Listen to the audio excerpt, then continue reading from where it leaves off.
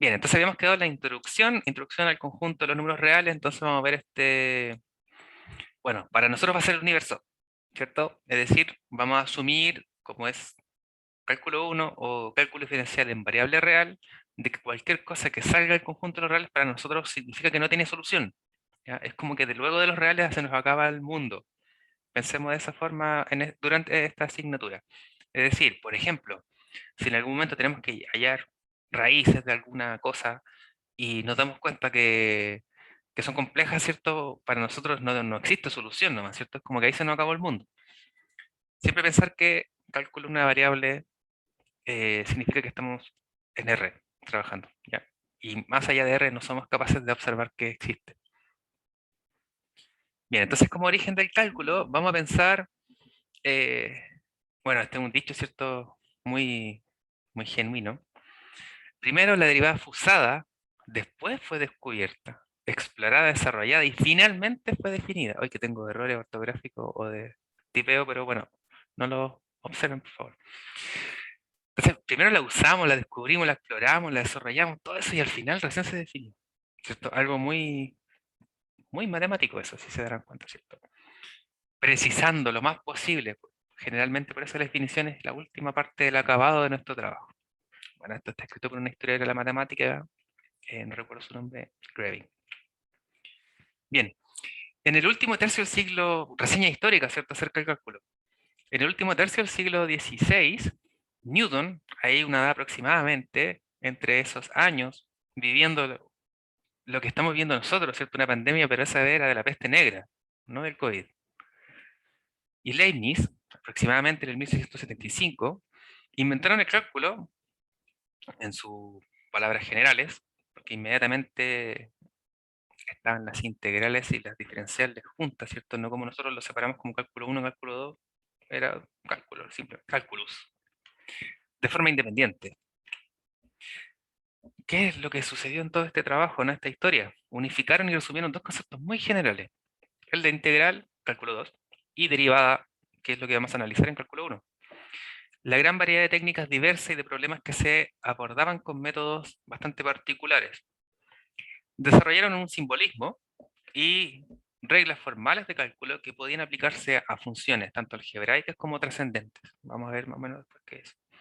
Independientes de cualquier significado geométrico, que hacía casi automático el uso de esos conceptos generales. Reconocieron la relación inversa fundamental entre la derivación y la integración, más conocido como el teorema fundamental del cálculo, que la integral y la derivada, ¿cierto? Una es recíproca a la otra, o que se conoce bien como la integración es la antiderivada, ¿cierto? Cuando pasen a cálculo 2 van a recordar esa palabra. Sin embargo, estas historias, si bien parecieron muy cerca, Leibniz y Newton estaban muy lejos de conocerse el uno al otro, como para se llamó por teléfono, ¿cierto? Y decir como, oye, estoy haciendo el cálculo. ¿Y tú? Eso no pasaba en ese tiempo. Pasaban muchos años hasta que alguien descubría que 100 años antes alguien ya hizo tu trabajo, lo cual debe ser muy fome. Newton llamó a nuestra divara un fluxión o razón de cambio, flujo. Razón de cambio todavía a veces los problemáticas en aplicaciones vamos a dar cuenta que hacemos uso de ese nombre. Sin embargo, era un fluxión. Mientras que Leibniz vio la derivada como una razón, cuando pensemos en razón estamos en un cociente, ¿cierto? Una comparación entre dos cosas. Una razón de las diferencias infinitesimales, es decir, muy chiquititas, y la llamó cociente diferencial. Estos nombres igual después nos van a poder dar una señal acerca de la notación que utiliza Newton y la notación que utiliza Leibniz, la cual vamos a tener la libertad de escoger cualquiera de ambas. Incluso muchas veces vamos a hacer tres ejercicios, uno con notación Newton, otro con la notación de Leibniz, y, y sirven para distintos propósitos, o bien porque a uno le gusta más simplemente, o es más corto. Newton hizo sus primeros descubrimientos 10 años antes que Leibniz. Sin embargo, Leibniz fue el primero en publicar sus resultados. Sabemos que en este mundo de la ciencia, generalmente la matemática, hasta que no publicas algo, no es tuyo, ¿cierto? No tiene tu nombre o tu apellido. En definitiva, el objetivo del cálculo en una variable es estudiar las funciones definidas sobre los reales o pensando sobre la recta real. Por lo que es muy importante considerar alguna de estas propiedades. Entonces, lo primero que vamos a ver es panorama muy general de R y luego sus propiedades que nos interesan. Históricamente, los conjuntos numéricos aparecen de forma paulatina y en el mismo orden en el que los conocemos a lo largo de nuestro desarrollo escolar. Conocimos primeramente el conjunto de los números naturales, ¿cierto? Bueno, los cardinales primero, ahí contando con la manito, luego añadimos un poquito más y ahí llegamos inmediatamente a los naturales, que denotamos por la n, siempre con una doble intermediaria. O también llamado el conjunto de los enteros positivos, denotado por z más, o z sub más, para determinar soluciones de ecuaciones algebraicas. Bastante sencilla, ¿cierto? Fue necesario primero introducir el conjunto de los números enteros, denotado por la letra z, luego el conjunto de los números racionales, determinado por la letra q, cierto conjunto de los cuales ya estamos bastante familiarizados desde la escolaridad. Entonces hay algunos elementos, ¿cierto? De estos conjuntos, tenemos los naturales, bueno, sabemos que son los enteros positivos, del 1 adelante, también ahí uno podría debatir infinitamente acerca de si el cero pertenece a este conjunto o no pertenece a este conjunto, y eso crea debates y bueno, históricamente me imagino que jamás van a terminarse. Z, los enteros, sabemos que tenemos los positivos, los negativos, y aquí el cero sí o sí pertenece a este conjunto. Los racionales tenemos un cociente entre dos enteros, mientras que siempre el denominador debe ser distinto a cero. Las construcciones de estos conjuntos, ¿cierto? Son estudio de otra asignatura. ¿Cierto? Ahí hay formas de construir Q, formas de construir Z, probablemente Q lo van a ver más en álgebra, grupos y teorías de anillos. Cabe señalar que para las geometrías griegas, los números eran razones entre segmentos de recta. Bueno, obviamente los geómetras griegas solo observaban todo en base a las cuerdas que podían cortar, en base a los dibujitos que podían hacer con un palo en la arena, ¿cierto? Recordemos que así comenzó todo, esta historia de la matemática, más o menos formal, ¿cierto? De la que nosotros conocemos. En un comienzo pensaban que todos los números eran racionales, o en la terminología de la época, que todo segmento de recta era conmensurable. Ellos suponían que dado dos segmentos de recta, vamos a pensar en el segmento AB y en el segmento prima de', siempre era posible encontrar un tercer segmento, vamos a llamarlo Mn, y dos números naturales, n y n', de modo que el segmento Mn cabía n veces en el segmento AB y n' veces en el segmento A'B'. Así, la razón entre los segmentos AB y A'B' sería el cociente entre n y n'. Entonces, en el fondo lo que quiere decir es que siempre yo voy a encontrar un segmento más chiquitito, ¿cierto? Y ponerle una cierta cantidad de veces sobre el otro. Siempre iba a poder pasar eso. Pero el descubrimiento del teorema de Pitágoras echó por tierra esta creencia, ya que desde él, se deduce que un triángulo rectángulo isósceles de lados de longitud igual a 1, o sea, catetos igual a 1, tiene una hipótesis de longitud raíz de 2. Siempre uno parte construyendo en el colegio, uno le mostraban cuando llega a los irracionales, ¿cierto? Y ahí hacía este dibujito, ¿cierto? De 1, 1, y luego trazaba como la recta, o la curva, ¿cierto? Y quedaba en raíz de 2. Y bien sabemos que raíz de 2 no es un número racional. Es decir, no es posible encontrar dos números enteros con un denominador distinto de 0, tal que el cociente entre esos dos valores sea igual a raíz de 2. Entonces, un número real que no es racional se llama irracional. Así, raíz de 2 es irracional, vagamente hablando, ¿cierto? Notemos que raíz de 2 se obtiene como solución de la ecuación con coeficiente entero x cuadrado igual a 2. Los números reales, que se obtienen como soluciones de ecuaciones con coeficiente entero de este tipo, se llaman algebraicos. Y aquellos que no son algebraicos son trascendentes. Por ejemplo, pi, número de Euler, entre otros. A pesar de lo anterior, es posible construir el conjunto de los números reales, que notaremos por R con siempre una doble barrita en la primera, a partir de los racionales. Y hay también hay distintas formas de poder construir y eso se deja a sistemas numéricos. Sin embargo, no es de nuestro objetivo, como ya hemos dicho, por lo que vamos a considerar los números reales como los conceptos primitivos. Ese es nuestro universo. y sobre los cuales están definidas dos operaciones binarias, a saber, la adición o suma y la multiplicación o producto. Estas dos operaciones satisfacen ciertos axiomas que le dan la estructura que conocemos. Entonces, cuando hablamos de operaciones binarias, ¿cierto? Estamos hablando de operación binaria porque toma dos elementos y los opera, ¿cierto? Cuando yo sumo, sumo dos cosas o dos números. Cuando yo multiplico, sumo o multiplico dos números, ¿cierto? Por eso es binaria. Una operación es una aplicación que se define, ¿cierto? En un conjunto, en un producto cruzado de dos conjuntos, que en este caso sería sí o sí los reales como lo hemos señalado. La notación de conjunto es muy útil para especificar un subconjunto de los números reales.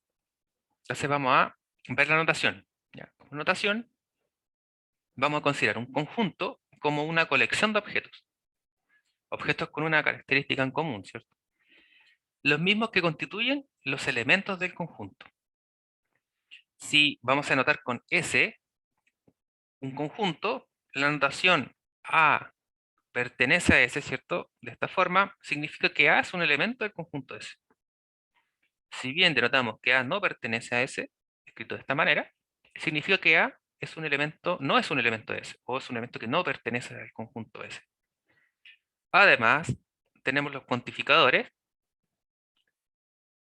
para todo A en S, ¿cierto? Donde está al revés, sabemos que significa para todo, elemento del conjunto S, mientras que la E mayúscula invertida, por llamarlo de alguna manera, o reflejada, existe un elemento A en el conjunto S, ¿cierto? Nos dice que existe un elemento A en dicho conjunto.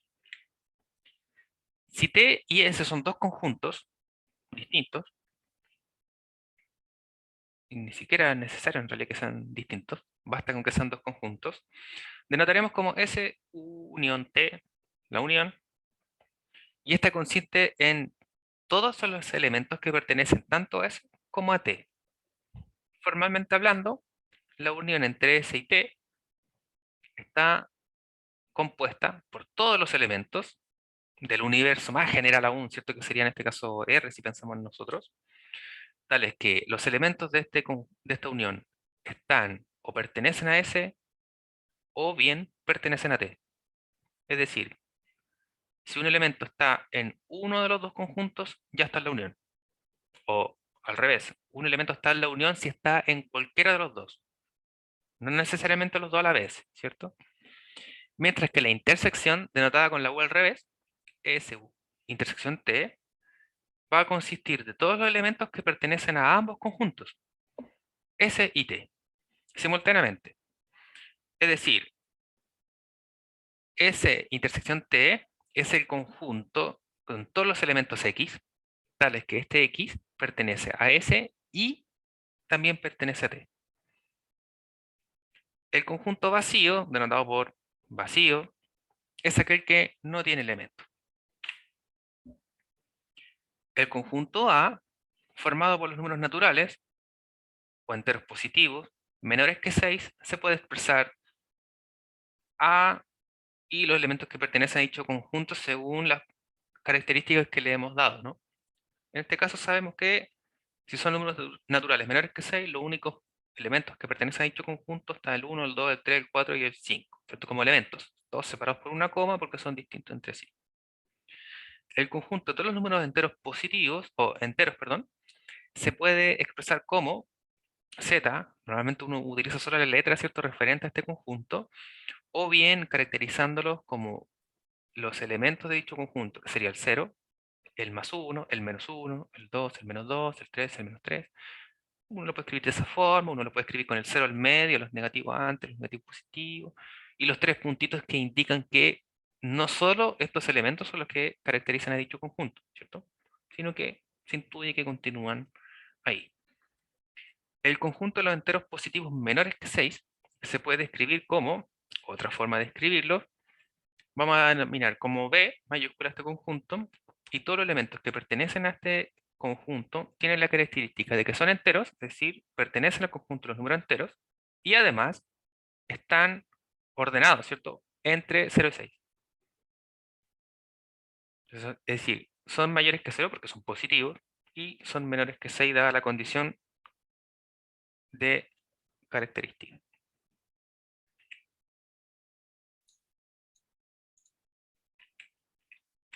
Ah, ya, ese era el último. Bueno, entonces ese es el resumen de cosas de real. Ahora vamos a ver las propiedades.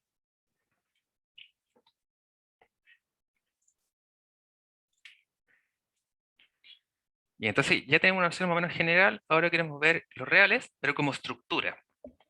Como dijimos, para los reales hay dos operaciones básicas que son la suma y el producto, ¿cierto? La adición y la multiplicación.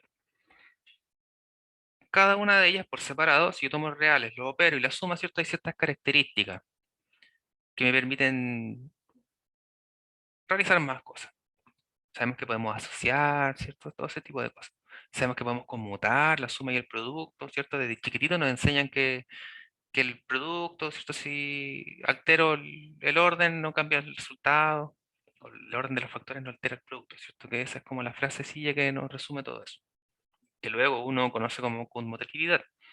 Este tipo de propiedades definen una estructura algebraica, ¿cierto? Una estructura de grupo, etc. En este caso, con la suma, solo los reales con la suma tienen estructura de grupo abeliano en general, y con el producto, bueno, ahí no sucede por qué vamos a ver ahora en adelante.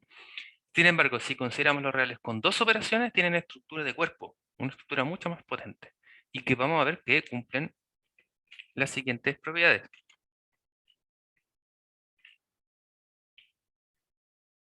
Entonces, como dijimos, vamos a denotar R, ¿cierto? El conjunto de los reales, y los vamos a dotar de estas dos operaciones ya mencionadas.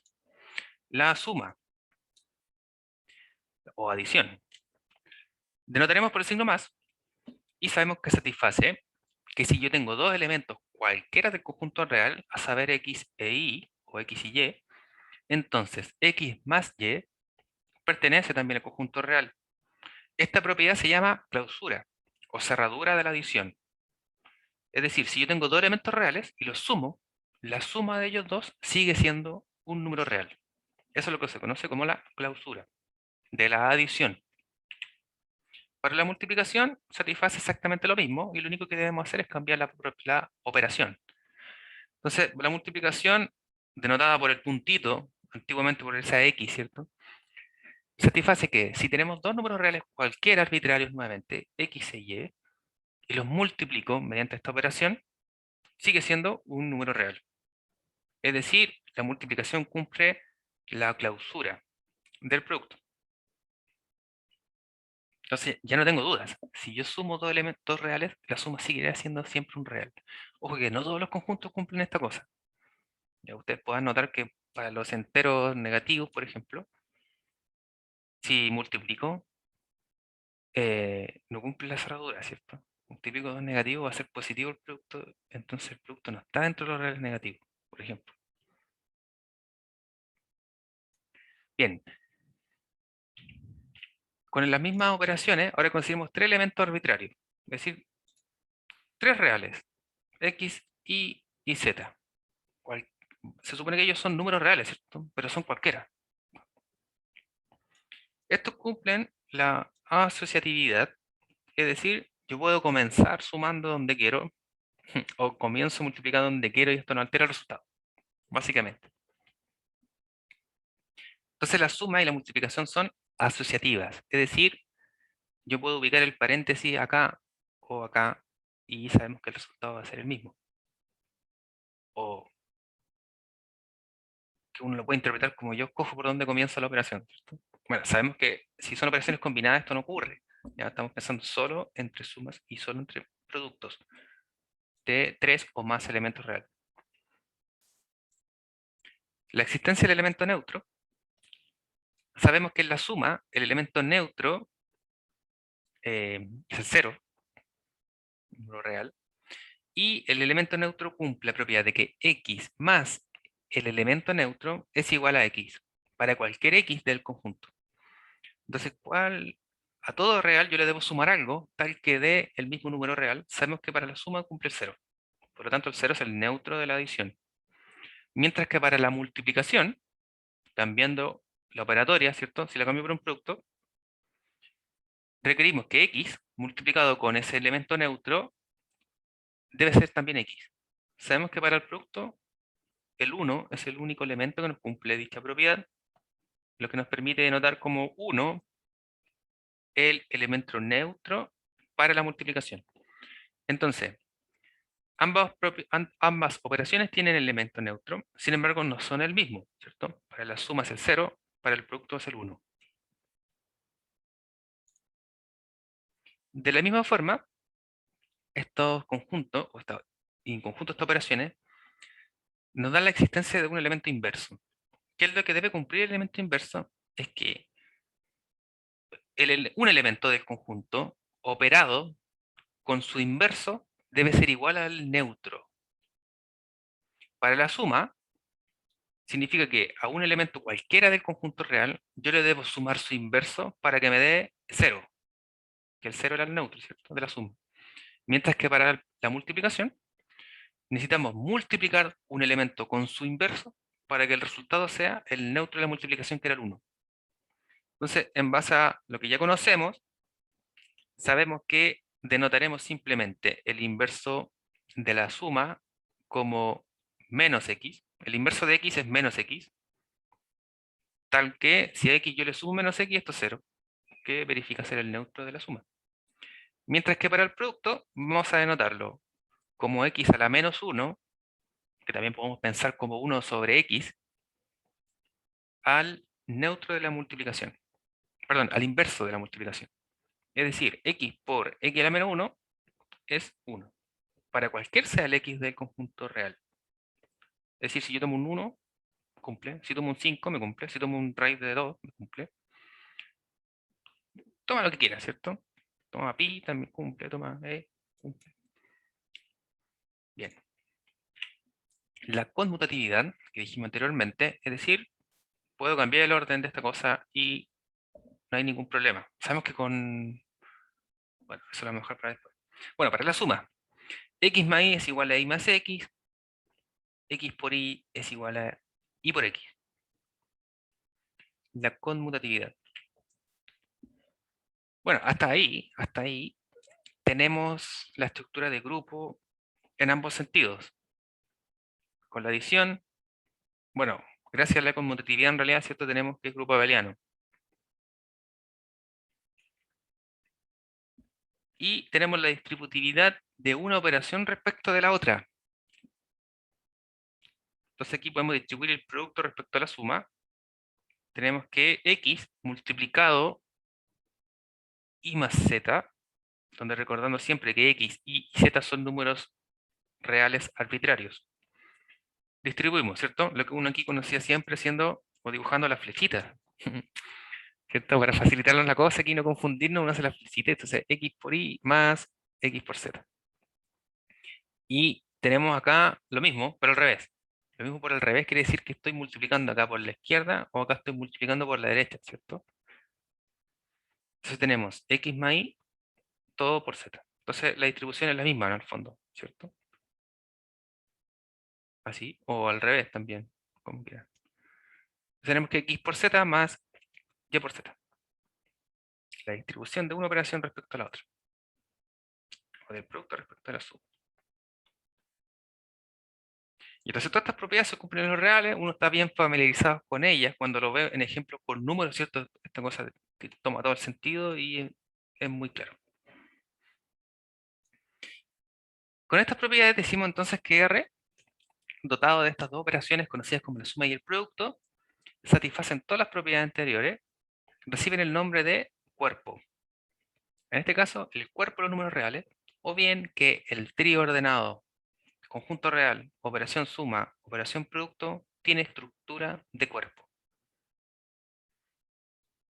Ahí para cuando den la asignatura de estructura algebraica, ¿cierto? Van a darse cuenta que este es el ejemplo más fácil y sencillo de todo eso. Observación. Notemos que el 0 representa el elemento para la suma, el 1 el neutro para la multiplicación. Estos neutros deben ser distintos o el conjunto de los números reales se reduciría solo al elemento 0. Como segunda observación, es posible probar que los elementos neutros son únicos. Es decir, siempre es único, en realidad. ¿Cómo uno puede probar que los elementos neutros son únicos? El recurso más utilizado en la matemática. Eh, reducción al absurdo. Suponemos que hay dos neutros distintos. Bueno, no distintos. Suponemos que hay dos neutros.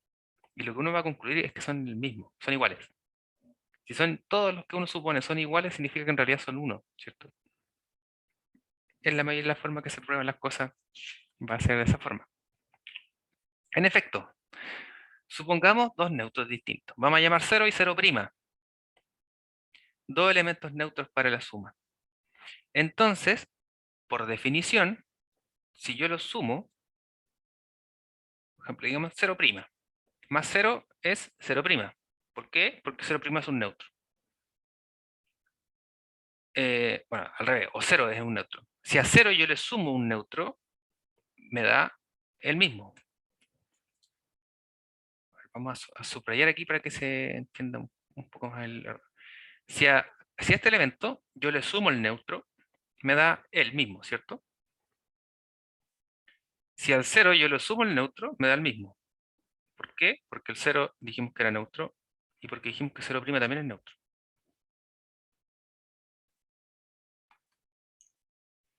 Por la conmutatividad, sabemos que estas dos cosas son iguales, ¿cierto? Por la conmutatividad de la suma, si yo cambio el orden de esta cosa, 0 más 0', 0 más 0', si estos dos son iguales, tenemos que 0 y 0' son iguales. Por lo tanto, hemos concluido que si suponemos que dos neutros, siempre deberán ser iguales. Si suponemos más de dos, siempre van a ser todos iguales, lo que quiere decir en el fondo que hay solo uno.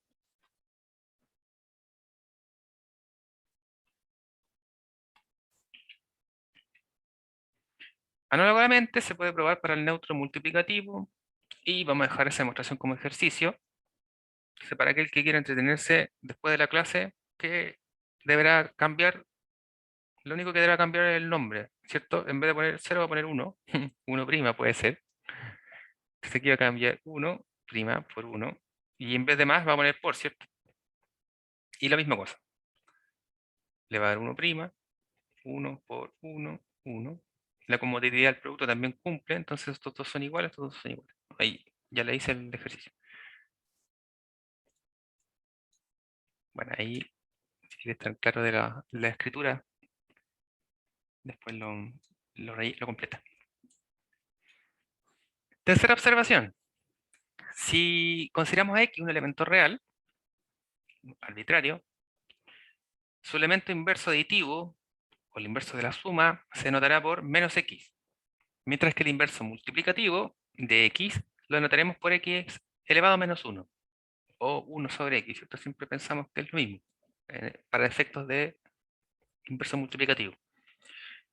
Notar que cuando hablamos de su inverso aditivo o multiplicativo, esto se debe nuevamente que son únicos. ¿Ya? Por eso decimos su inverso y no sus inversos. También vamos a probar la unicidad de los inversos, tanto aditivo como multiplicativo. Nuevamente vamos a verlo para la suma. Consideremos un elemento real arbitrario, A. Supongamos entonces que existen dos inversos aditivos para A, menos A, que ya sabemos, y vamos a suponer B. Entonces, por definición, si al primer elemento arbitrario A yo le sumo su inverso aditivo, el resultado debe ser el neutro de la suma. Si a esta cosa de acá yo le sumo a ambos lados B, ¿qué es lo que tenemos? Bueno, lo de acá, obviamente. ¿Qué podemos asociar gracias a la asociatividad del cuerpo de los reales? B con A, ¿cierto? Y que sabemos como 0 es un neutro aditivo, nos da solo B. Es decir, lo asociamos y no tenemos estas cosas. Sin embargo, nosotros consideramos B como un inverso aditivo de A también. Por lo tanto, si B es un inverso aditivo de A, quiere decir que A más su inverso aditivo es el neutro de la adición, que es el 0. Es decir, tenemos 0 más menos a igual a b. Sabemos que esta cosa de acá no se considera, ¿cierto? Por lo tanto, tenemos que b es igual a menos a. Nuevamente, hemos concluido que ambos inversos aditivos son iguales. Es decir, tenemos solo uno. Análogamente se puede probar para la multiplicación. Y nuevamente, que uno debería cambiar primeramente la notación, ¿cierto? En vez de menos a va a llamar a a elevado a menos 1. El b lo puedes considerar de la misma manera. Y la operación. Esto en vez de tener suma aquí, vamos a tener producto. ¿Y qué otra cosa deberíamos cambiar? El neutro, ¿cierto? Que en el producto en vez de ser 0 va a ser el 1. Y se darán cuenta que el resto sale directamente. De todas maneras, recuerden que al terminar de la clase les voy a enviar esta cosa. Una vez disponga del link de la grabación de la clase, les voy a enviar el link de la grabación y el archivo que hemos trabajado en la clase para, en el caso de que no termine de detallar todos los ejercicios que queden propuestos. ¿Vale? Cuarta observación. Como siempre, la diferencia entre dos números, A y B, la definimos como B menos A, lo cual es equivalente a B más menos A, donde menos A sabemos que denota el inverso aditivo de A. Y el cociente entre dos números reales A y B, considerando B distinto de 0, lo definimos como A por B a la menos 1, donde sabemos que B a la menos 1 implica el inverso multiplicativo de B. Y se denota por A sobre B o A backslash B. Generalmente nos quedamos con el primero, ¿cierto? Casi nunca vamos a utilizar el segundo porque generalmente puede permitir a ciertas confusiones en el momento de operar. Entonces, en el fondo nos damos cuenta, esto es algo que nos puede eh, comenzar a apreciar de que la resta no existe, ¿cierto? Simplemente la resta es sumar el opuesto aditivo. Lo mismo podemos pensar de la división o del cociente. Estamos multiplicando un elemento con con un inverso multiplicativo. Entonces, por eso es que la estructura de cuerpo, si se dieron cuenta, la brinda solo la suma y el producto. Mientras que la resta y la división vamos a permitir y hacer lo mismo, con las mismas propiedades, los mismos resultados. Sin embargo, no son consideradas como operaciones por sí solas al momento de relacionarlas, ¿cierto? Bien, entonces con todo este axioma y considerando las definiciones anteriores, es posible demostrar propiedades de los reales como las siguientes. Entonces aquí viene nuestro listado que, como dijimos en algún momento, va a ser nuestro futuro eh, formulario. Primera propiedad. Bueno, antes como proposición, vamos a considerar siempre la misma elemento. A, B, C y D van a ser cuatro números reales arbitrarios. Entonces, siempre podemos probar que A más B es igual a más C, implica que B es igual a C. Probar este tipo de propiedades a veces es muy fome. ¿Ya? En este caso, se dan cuenta que basta sumar el opuesto aditivo de A ambos lados de la igualdad, ¿cierto? Sumamos menos A ambos lados de la igualdad y listo. Fome. Cuando digamos fome es porque es muy, muy directo, ¿cierto? Por eso decimos fome para que nadie se sienta ofendido, por favor. Segunda propiedad, que el inverso aditivo del inverso aditivo de esa, como la ley de la doble negación en la lógica, ¿cierto? ¿Y ahí cómo lo podemos probar esta cosa?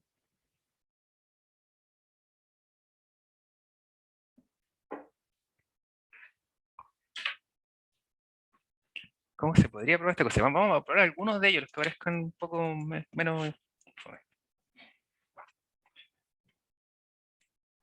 Y entonces, por ejemplo, para el 2, si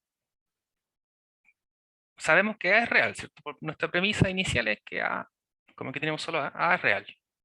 Bueno, si A es real y estamos considerando su opuesto aditivo, sabemos que entonces existe el opuesto aditivo de A, que también pertenece a R, tal que lo vamos a abreviar como TQ, ya muchas veces cuando queramos solo escribir menos, por espacio y cosas por el estilo, ¿ya?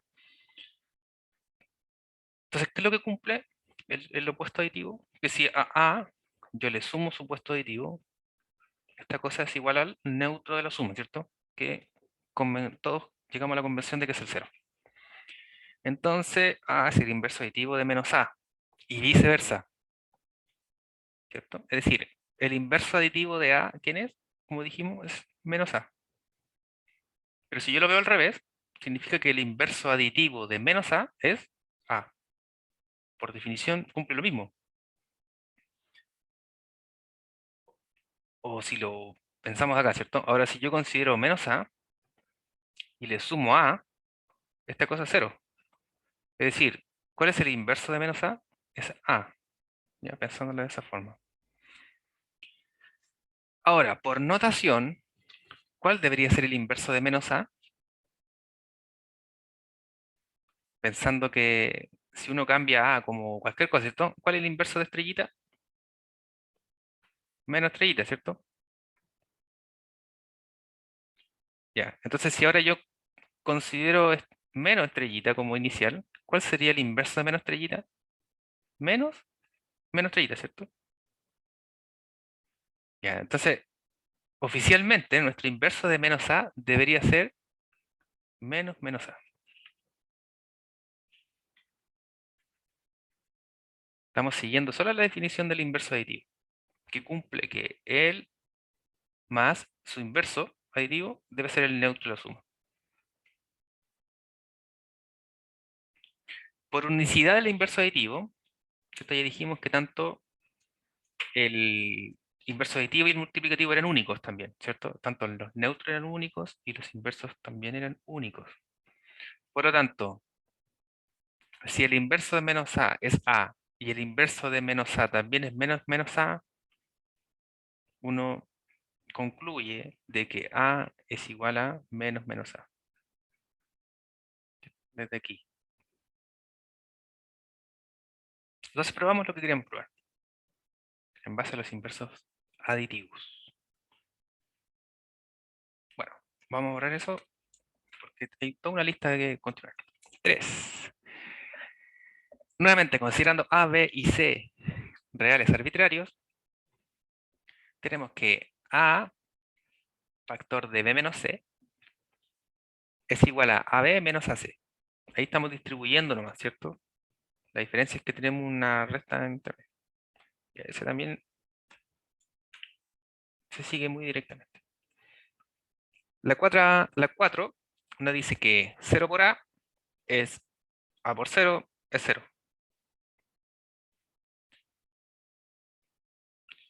La propiedad 5 nos dice que si AB es igual a AC, recordemos que como tenemos todo hay un producto, ¿cierto? Estamos omitiendo el puntito del producto simplemente, ¿cierto? Estamos todos de acuerdo con que es así. Si A es distinto de 0, implica que B es igual a C. Entonces también está fome, ¿cierto? Diríamos que está fome porque uno multiplica por el inverso multiplicativo de A ambos lados y listo. Lo que nosotros conocemos como simplificar por A, ¿cierto? Entonces, si se dan cuenta, aquí todos pensamos inmediatamente, pero esto está fome, es directo. Pero espero que nadie se le haya ocurrido decir, pero el A de acá lo paso dividiendo acá, ¿cierto? Que recordemos que estamos en un cuerpo de los números reales. Y las operaciones que nosotros conocemos hasta ahora son los inversos multiplicativos o los aditivos. Entonces estamos multiplicando por el inverso multiplicativo de A.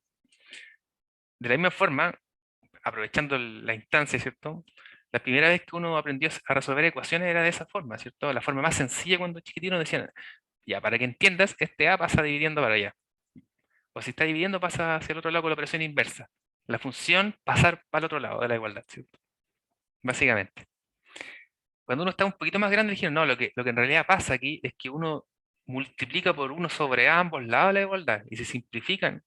Y ahí ocurre lo mismo, que se puede subentender como que pasó hacia el otro lado. Pero dada la estructura que tienen estos conjuntos con sus operaciones bien definidas, esa es la forma correcta. Y uno lo puede eh, malinterpretar, pero que aún así tenga sentido el pasar dividiendo, el pasar con el signo contrario, ¿cierto? Hacia el otro lado de la igualdad, que funcione es otra cosa, ¿ya? De que sea correcto, No, entonces mejor eso uno se lo guarda para uno, ¿cierto? Pero uno no le va a decir al alumno o al profesor que uno pasó para el otro lado, como observación. Bien, la sexta propiedad nos dice que si A es distinto de cero, o del neutro de la adición, esto implica que el inverso multiplicativo del inverso multiplicativo también es A. En el fondo esto es lo mismo que el 2, ¿cierto? Solo que con el producto. Entonces, nuevamente ya saben cómo se va a realizar.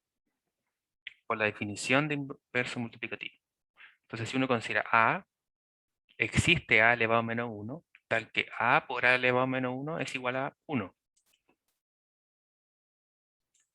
Si el inverso de A es A elevado a la menos 1, entonces también cumple al revés, ¿cierto? Que el inverso de A a la menos 1 también es A.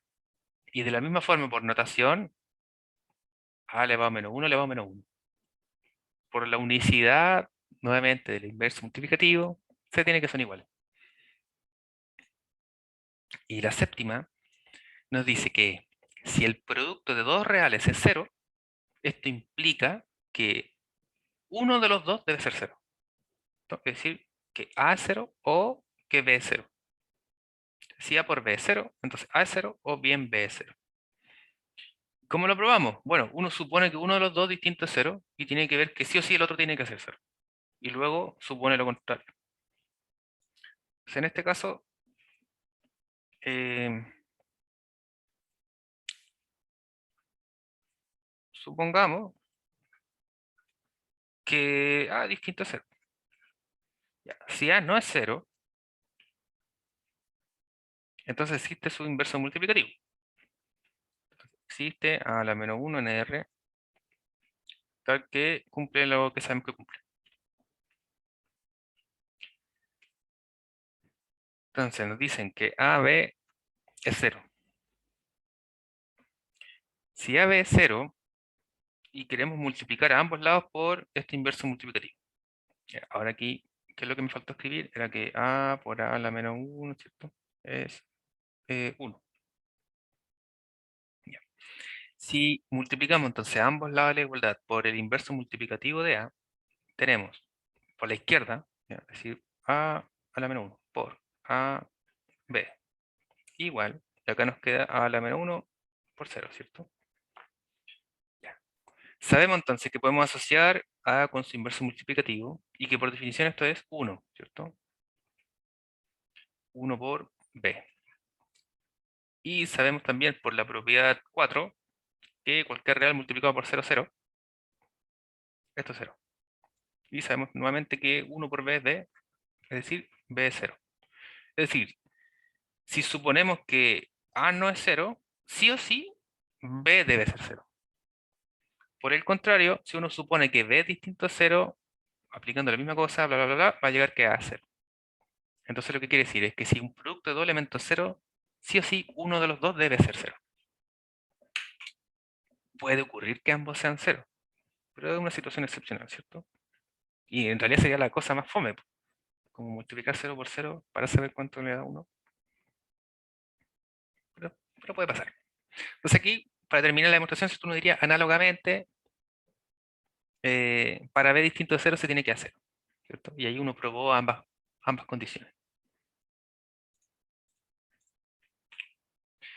Octava propiedad, tenemos que el inverso aditivo de A multiplicado B es igual a menos, o el inverso aditivo de AB, y que eso es equivalente a por el inverso aditivo de B. Asociación, ¿cierto? 9. Si A y B son distintos de ceros, entonces existe el inverso multiplicativo del producto entre ellos. Bueno, si A y B son distintos de ceros, el producto de A y B es distinto de cero, ¿cierto? Entonces, si el AB es distinto de cero, existe su inverso multiplicativo. ¿Y cómo se define? Se define como A, el inverso multiplicativo de A por el inverso multiplicativo de B. Alguien podría intuir o pensarlo de una manera más sencilla y decir, pero el menos 1 se distribuye, ¿cierto? Y resulta, resulta, si uno lo piensa así. Ahí va, vieron como... Ah, no sé en cuál de los dos, en cuál de todas me preguntó Ana. En el 7. En el 7, ¿por qué no uno exclusivo? Porque si lo dejamos como está, verifica de todas formas, po. Puede ser los dos ceros, 0 por 0 es 0, ¿cierto? Eso está bien definido, no hay problema. Así que puede ser la posibilidad. Sin embargo, es el caso que uno asume verdadero por defecto y no lo prueba por eso. Esto porque 0 por 0 es 0.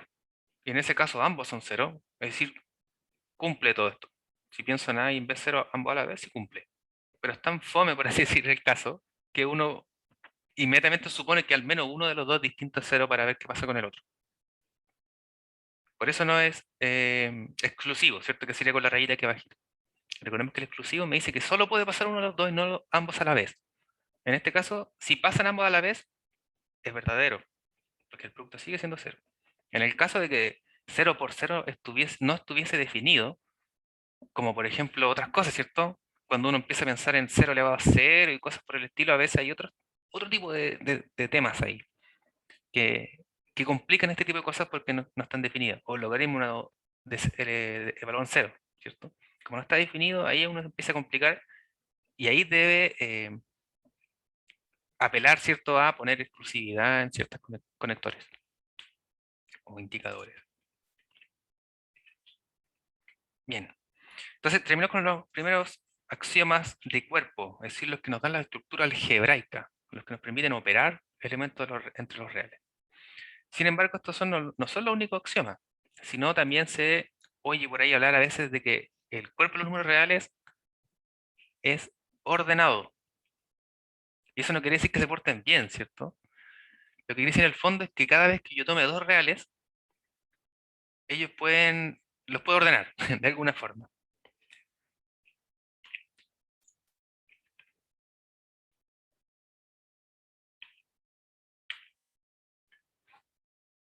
Entonces, además de los axiomas de cuerpo, el conjunto real satisface los llamados axiomas de orden.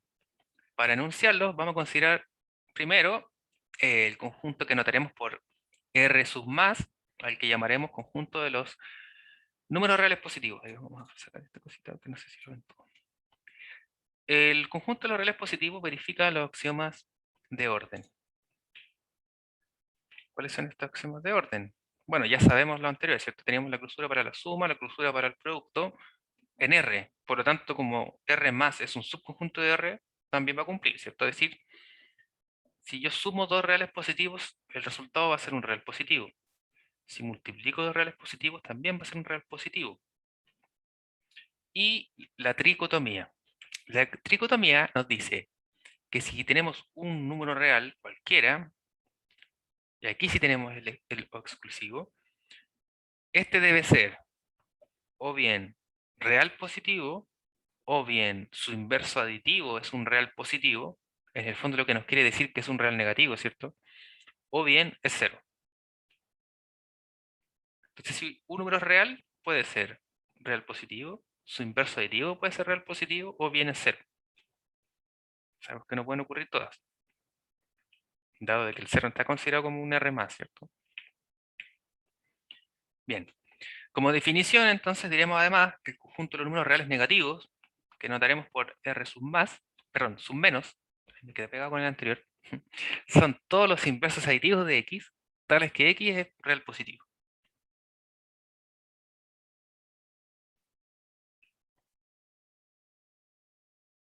Todos los reales negativos son de esa forma, son los inversos aditivos de los positivos.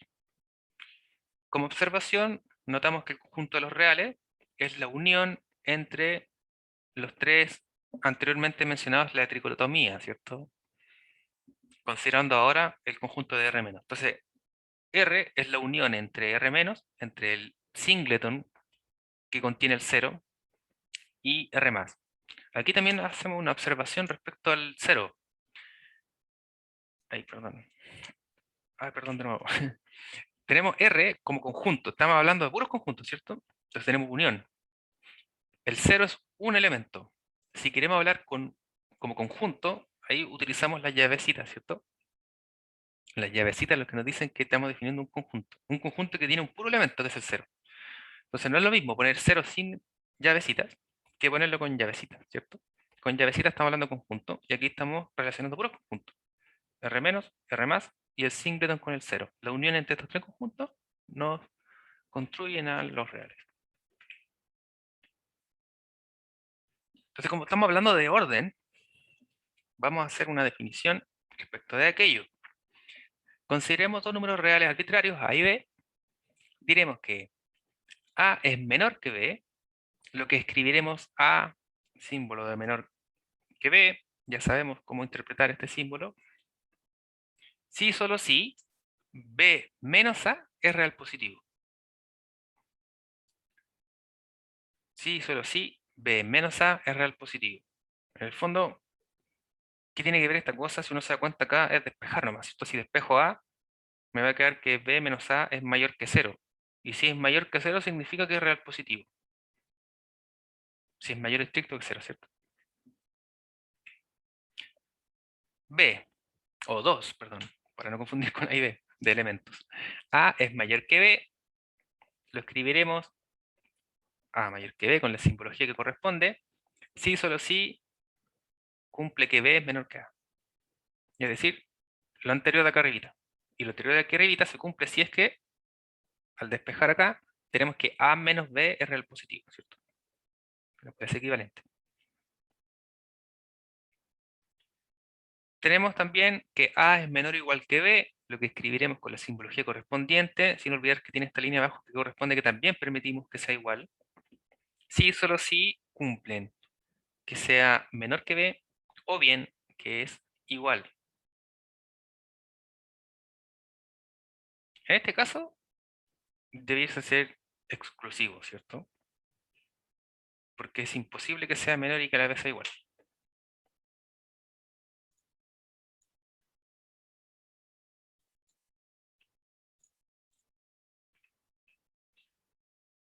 Y además, bueno, considerando la igualdad para el 2, ¿cierto? A es mayor o igual que B, escribiremos A mayor o igual que B con la simbología correspondiente, si solo si es mayor que A o son iguales.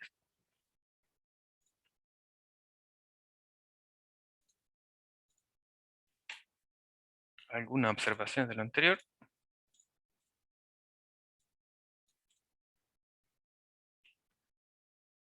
Tenemos que A menor que 0, podemos pensar como un sí solo sí o también como un equivalente, ¿cierto? Que todas estas cosas son lo mismo.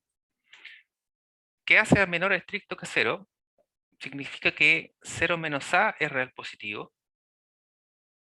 Esto en el fondo es despejarse al otro lado, ¿no? Llamarlo así bien vagamente. Que el inverso aditivo de A es real positivo.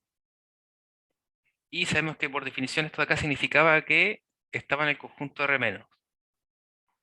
Entonces, cuando un número es estrictamente menor que 0, podemos pensar que es real negativo, o bien que su inverso aditivo es real positivo.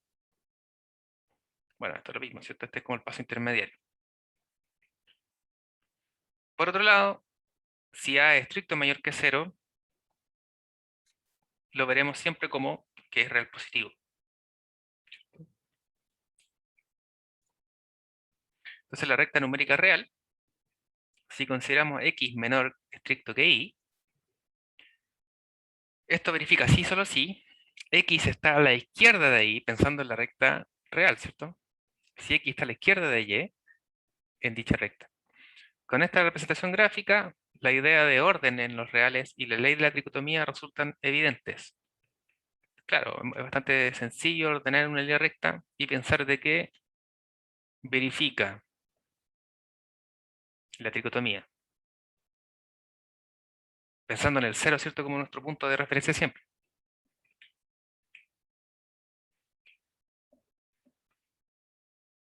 Propiedades. Consideremos nuevamente estos reales arbitrarios, A, B, C y D. Notemos que, 1, se verifica exactamente una de las siguientes. Si tenemos tres reales entonces, o dos reales, A y B, tenemos que A es menor que B, que A es igual a B, o que A es mayor que B. De forma estricta, ¿cierto? Entonces se verifica solo una de esas. Exactamente una de las siguientes. Es decir, no pueden ser más de una vez, ¿no? ¿Cómo se podría pensar eso?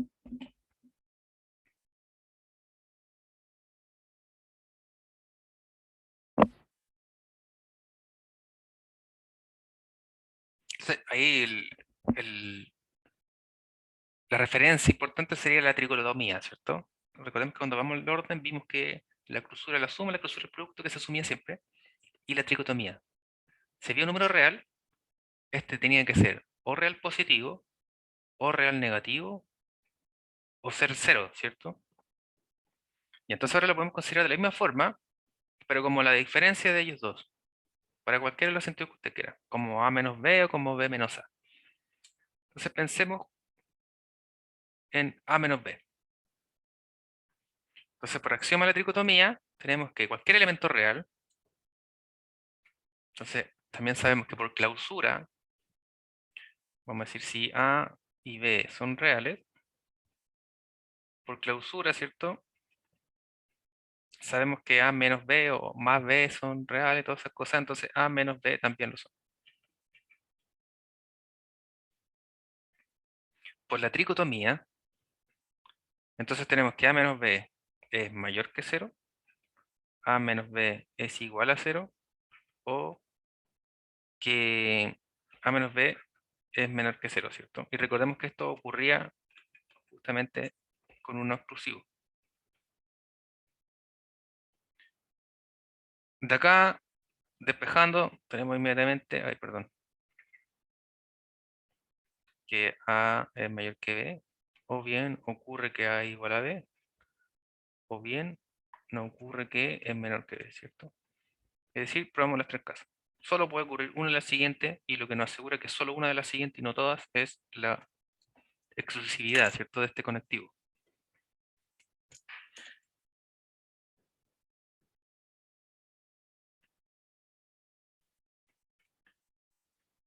Segunda propiedad.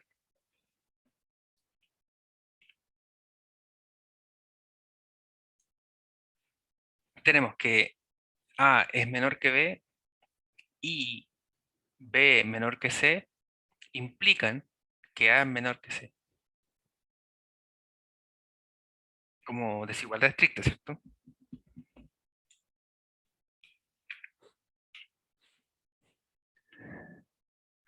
Y entonces, ¿cómo podemos pensar este? Bueno, del primero tenemos que entonces B menos A es mayor que 0, ¿cierto? De la segunda relación tenemos que C menos B es mayor que 0. Entonces, y sabemos nuevamente que el producto entre dos cosas es positivo, ¿cierto? Dos cosas positivas, el producto de dos reales positivos es positivo. La clausura de R más, ¿cierto? Tanto en producto como en suma. Si sumamos dos positivos, sabemos que también va a ser un real positivo. ¿Qué lo quiere decir eso? Que si sumamos B menos A con C menos B, también es positivo. Es decir, es mayor o estricto que 0. Sin embargo, aquí tenemos B y menos B, ¿cierto? Como inverso aditivo uno del otro, eso es el neutro aditivo que es el 0. En conclusión, tenemos que es C menos A, ¿cierto? O menos A más C. Nuevamente sabemos que por la conmutatividad en la adición, esto es equivalente a C menos A, lo cual es mayor que 0. ¿Y esto qué significa? Si lo vemos acá, que C es mayor que A, que es lo que queríamos verificar. Entonces siempre se cumple. Recordemos nuevamente que cuando estamos viendo estas cosas con solo letras así es porque estamos probando para cualquiera sea el número real inmediatamente, ¿cierto? A, B y C y D representan números reales cualquiera. El que a usted le guste, o el que no le guste también, está incluido ahí.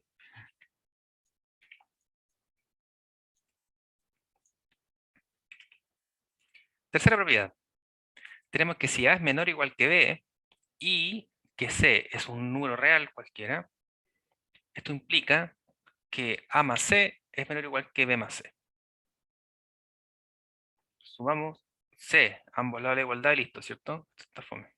Si recordemos, no todos los vamos a probar porque hay algunos que son muy sencillos o muy intuitivos directamente.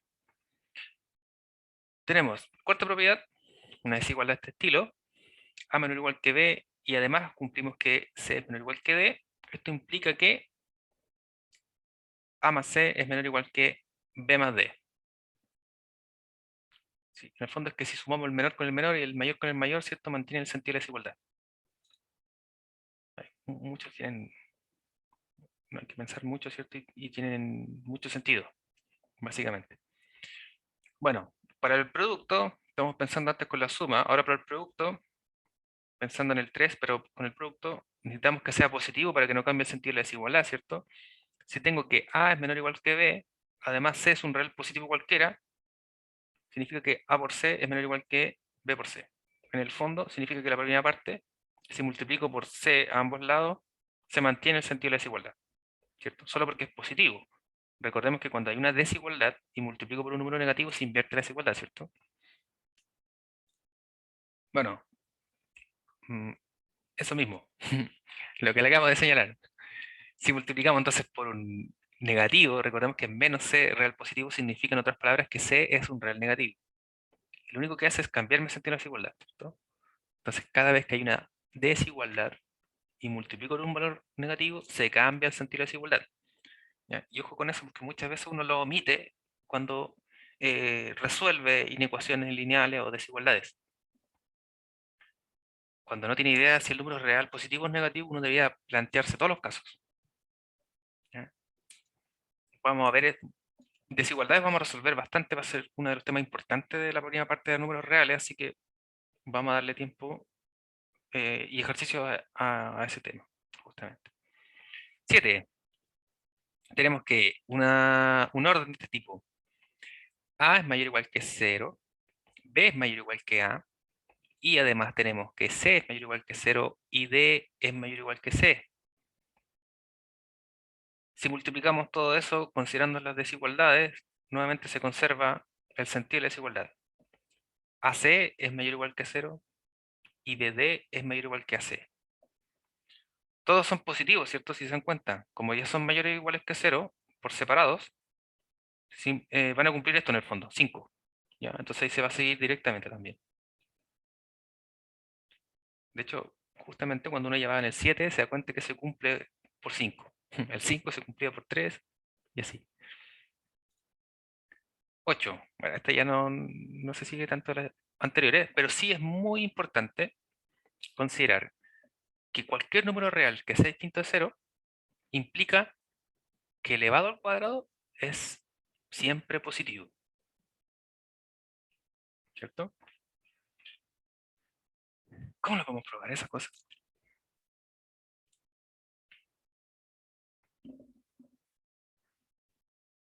Por la clausura, ¿cierto? En realidad, actualmente no tenemos mucho de dónde afirmarnos, así que siempre van a ser las mismas propiedades que nos permiten probar estas actuales.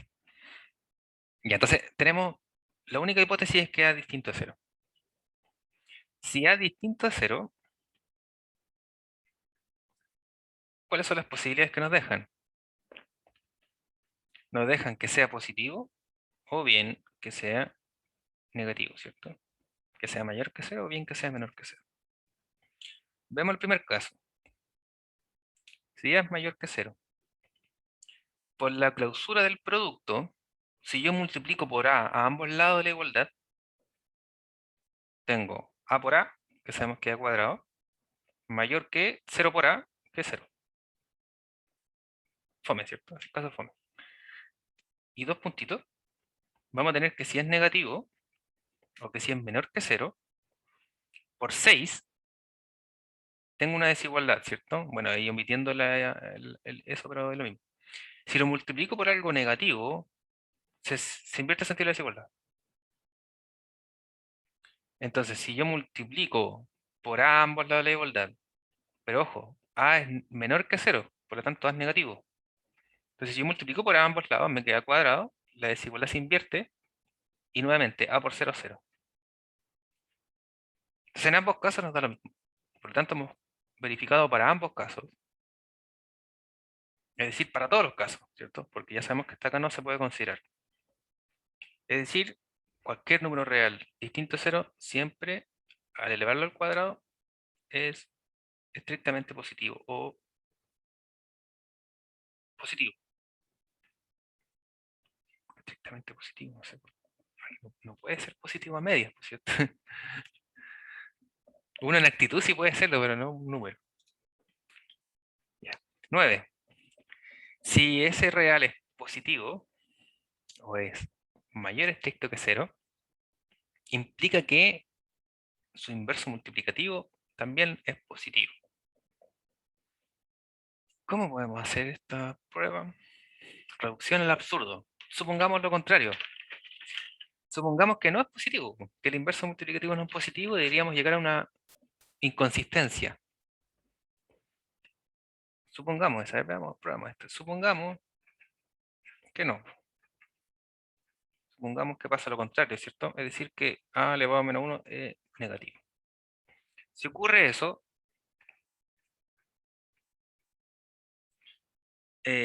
bueno, sabemos por definición, ¿cierto? Que a multiplicado su inverso multiplicativo es el neutro de la multiplicación, que era el 1, ¿cierto?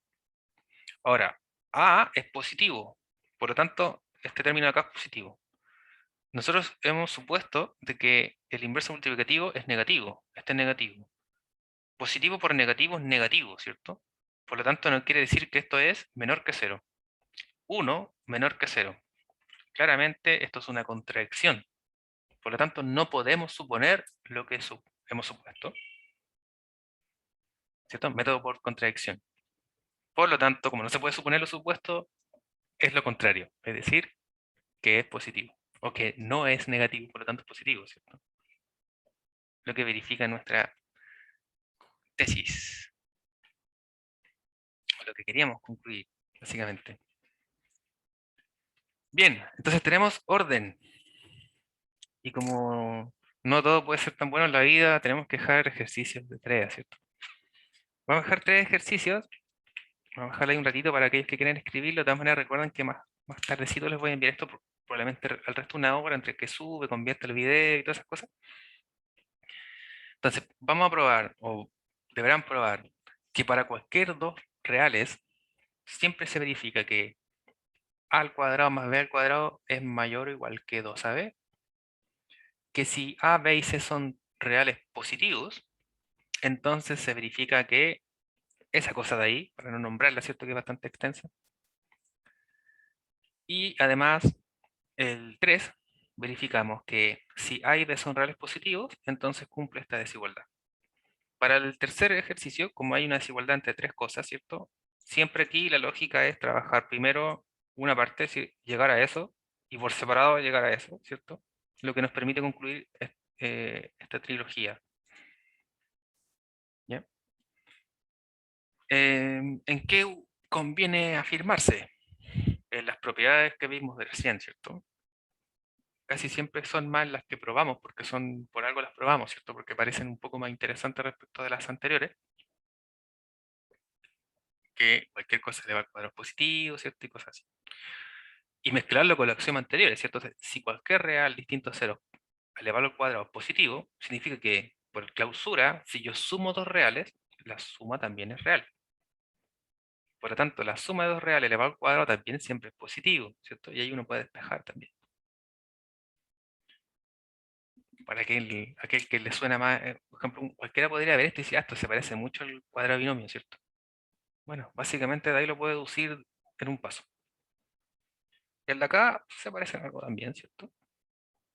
Sin embargo, va a tener que utilizar por separado estas propiedades que hemos visto, ¿cierto? Si supongamos, si A es mayor o igual que la primera parte, y que B es mayor o igual que la segunda, y que C es mayor o igual que la tercera, por la propiedad de que si yo opero esas 3 cosas se conserva la desigualdad, obtengo esto, básicamente.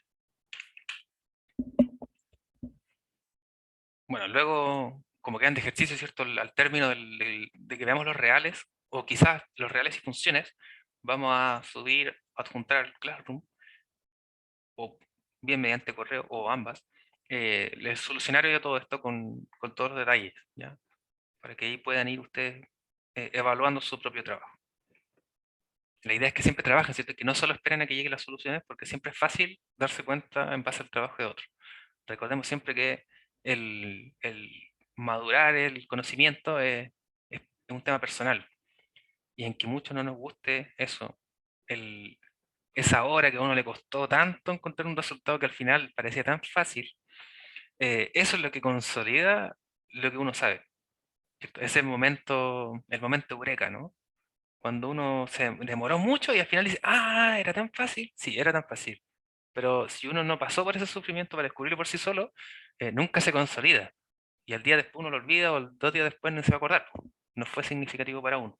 ¿Ya? Entonces hay que disfrutar esa tortura de demorarse. Esa es la invitación. Entonces, ¿qué nos queda? Productos notables, potencia y cosas por el estilo. Vamos a bajar hasta los ejercicios, ¿ya? Para no cortar el tema de los ejercicios.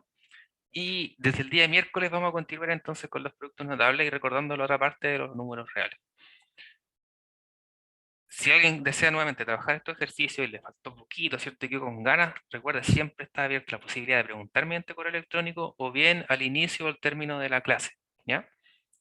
Sientan la libertad siempre de interrumpir nuevamente para aprovechar la oportunidad y los minutos, ¿cierto? Todos sabemos que después de a veces uno tiene la idea súper cerca de descubrir la verdad de la vida y, no sé, uno va al baño, volvió y ya se le olvidó, ¿cierto? Y eso es normal, la memoria es muy frágil. Entonces, si le surgió una duda, aunque sea en la mitad de la explicación, no importa. Vomítela nomás, ¿ya?